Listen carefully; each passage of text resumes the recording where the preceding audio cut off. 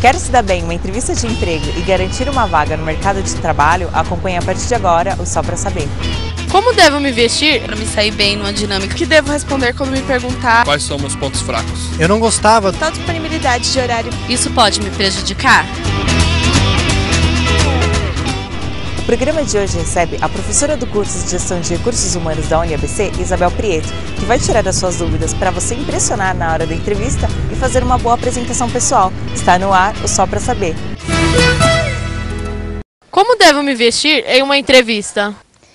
Bem, a questão de se vestir para um emprego envolve normalmente bom senso. Você não precisa ir vestido e muito arrumado como para uma festa de casamento, mas você precisa estar com uma roupa de preferência de cores discretas. Você pode estar com jeans e uma camiseta, mas que seja discreto, que esteja em ordem, sem furos, rasgos, etc. Eu gostaria de saber como que eu devo me comportar numa entrevista de emprego.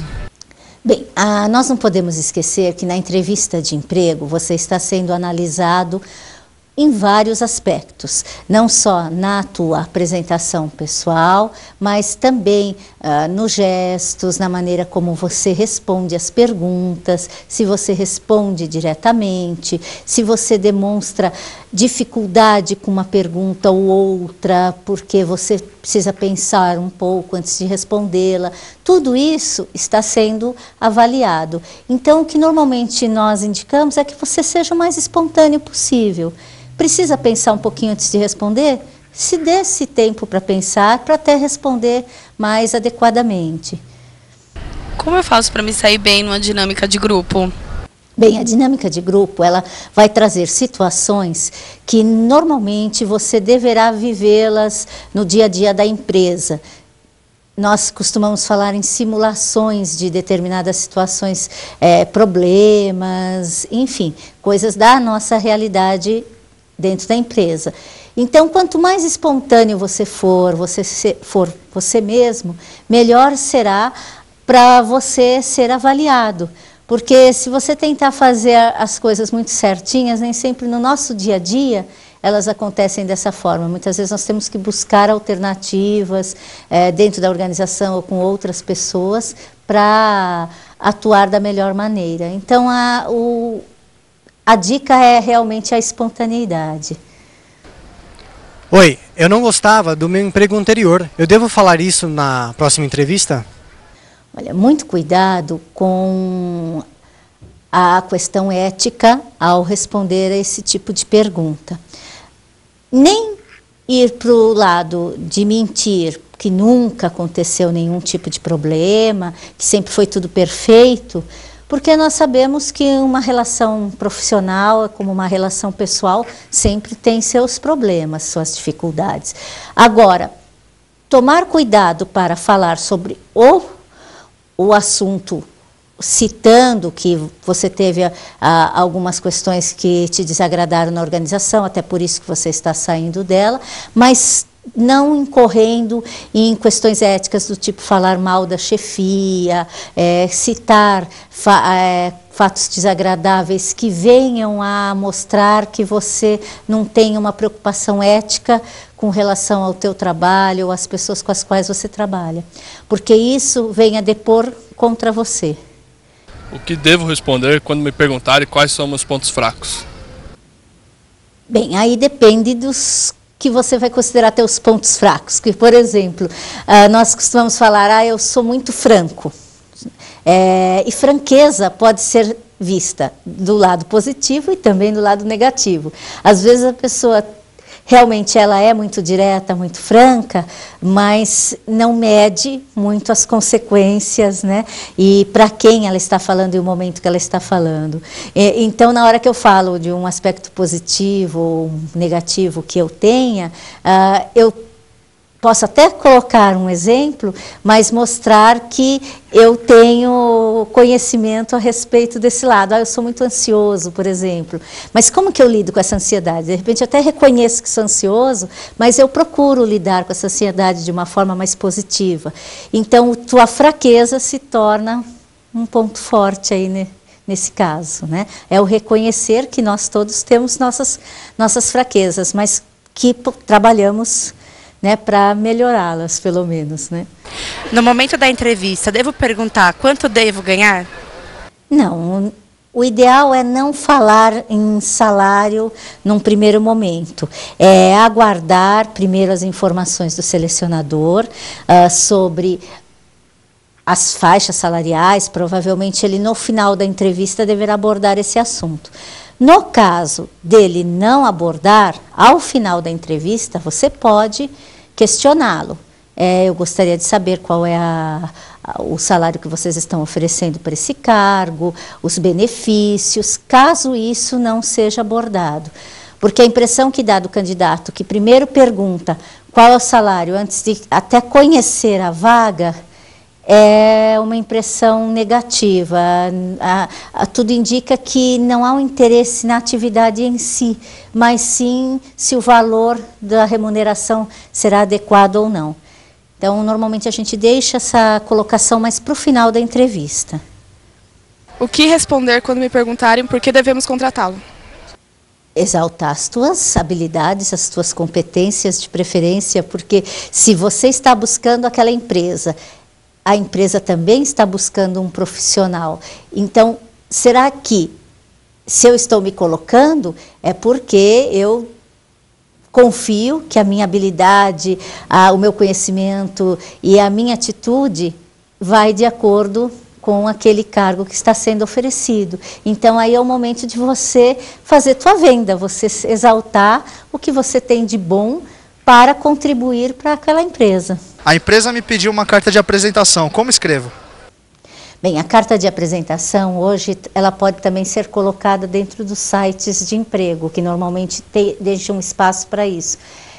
É um mini currículo, é como se fosse um mini currículo onde você vai estar colocando informações objetivas a respeito da tua experiência até então. Se a tua experiência foi mais focada em profissões que você já desenvolveu em algumas instituições, o que há de mais importante nesse desenvolvimento? Então, você foca nos itens que você fez. Eu elaborei relatórios, eu tive muito contato com atendimento ao público, é uma área onde eu tenho muita facilidade. Então, você, na tua carta de apresentação, você vai vender aquilo que você mais teve de vivência, de experiência, ou que é o que você realmente quer fazer.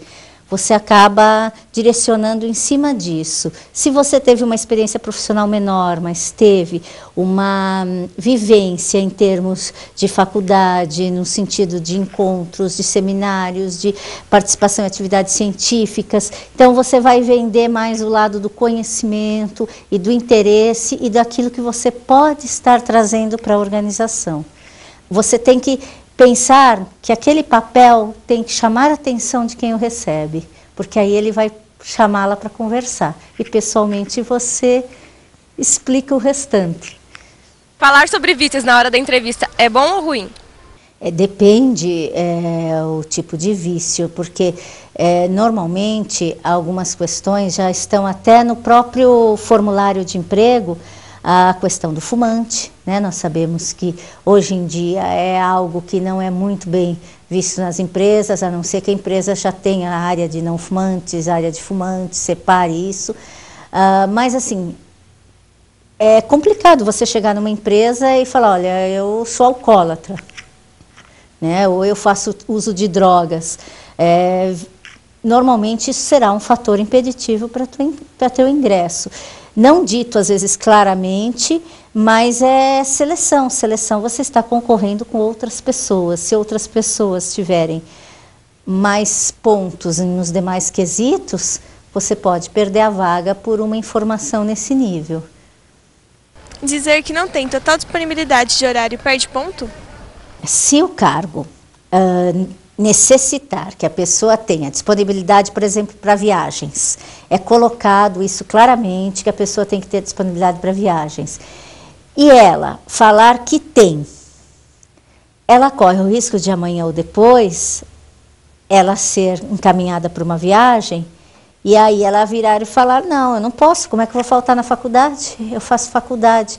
Então o interessante é a pessoa expor de fato a disponibilidade que ela tenha. Olha, não há problema de eu ficar eventualmente até mais tarde para uma reunião num determinado dia da semana, ou eu eventualmente ter que trabalhar um final de semana. Agora, eu não tenho disponibilidade para horas extras todos os dias e nem viagens todos os finais de semana. É melhor ser sincero, porque depois que você entrar na organização, você vai ser cobrado disso.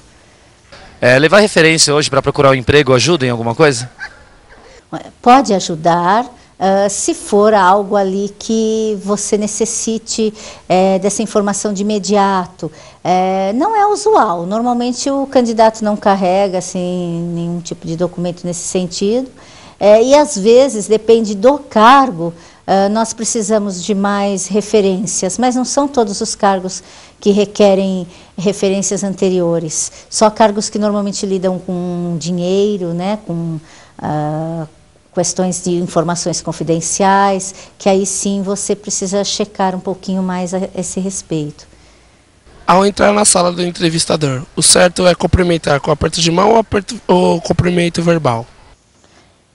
Tudo depende da postura também do selecionador. Se eles chegarem formalmente, já lhe estendendo a mão, lógico que você o cumprimentará. Normalmente, às vezes a pessoa já está quebrando o gelo do primeiro contato nesse momento, convidando a pessoa para tomar um copo d'água, um cafezinho. Outros já são mais formais. Então, a percepção, né, do candidato também em relação ao selecionador. Se ele sentir que há uma formalidade maior, ele cumprimenta só verbalmente. Se ele perceber que há uma informalidade, que ele pode ficar mais à vontade, ele pode também estender a mão para o selecionador sem problemas. Mas você precisa sentir esse clima, né? O que está sendo ali permitido. O que posso dizer se por acaso chegar atrasado em uma entrevista? O atraso não é algo que será muito bem visto pelo selecionador.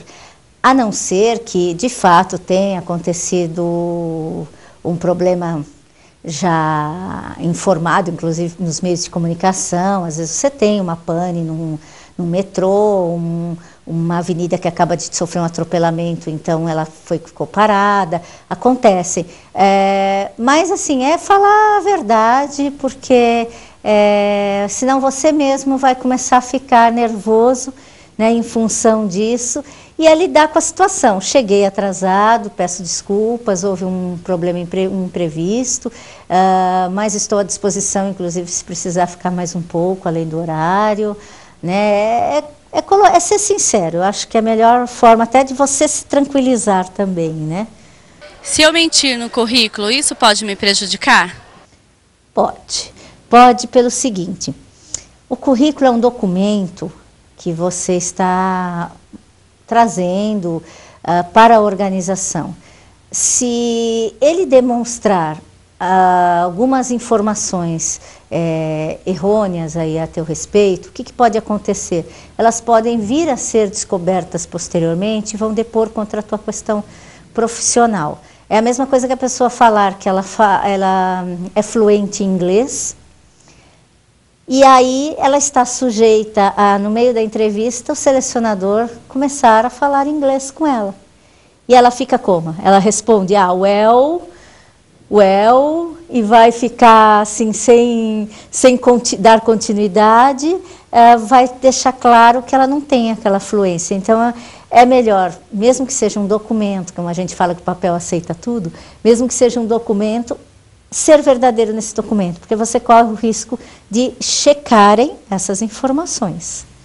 Qual a melhor forma de você fazer uma apresentação pessoal?